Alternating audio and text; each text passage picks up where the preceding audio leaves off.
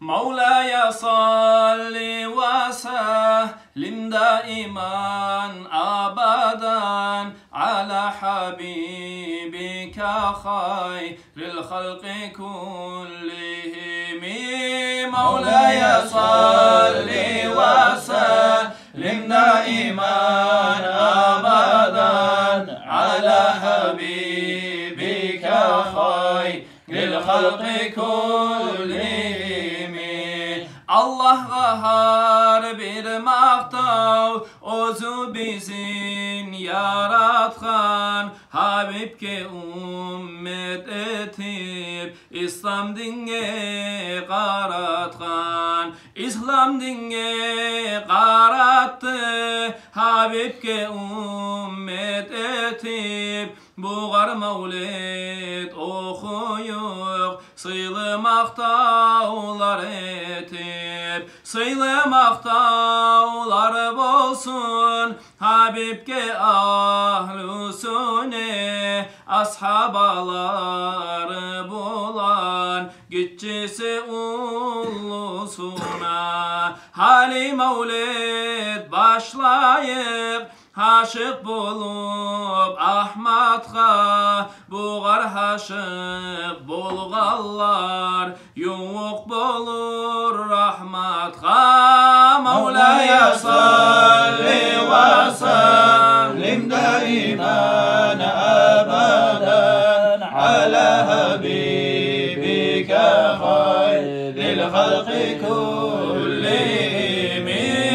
Gözleri bizinin ölü, yürekleni darmanı, buğar haşık bulganı, kamil bolur imanı. İmanı kamil bolur, Habibke haşık bolsa, gerti şavuğu bulan, buğar mevlid okusa. Mevlid okuygan yerge, Habibim gelip yeter, şavuk kuyde okusak, bizge şefaat eter, bizge şefaat eter. Edep bulan biz tursak, neçik turmağa yaray, şunu gelgenin görsek, özü şeksiz gelecek, bizge salam verecek. Kim şavuklu bulsa da ol Habibim görecek. Şavuklu mevlid okup arı dua eteyik, etkeni biz puç etmey, uyubuz geteyik. Mevlaya salli ve sellim daiman abadan ala habibike hayril halqi kullihim.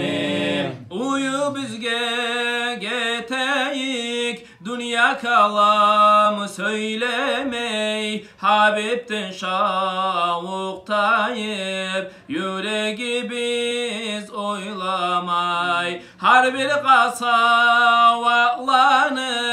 bu mevliddir darmanı, malayikleri kuruşacak mevlid okuygallanı. Habibimge mevlid okup haşıklıkta güyeyik, atanadan avletten ol Habibni süyeyik. Aşamak içmek üçün tügül mevlid kurmağı, edepke göre bolur berekeni almağı. Berekeler ağacak mevlid okuygan uyge, şek yok Habibim gelip qaracak bizin kuyge.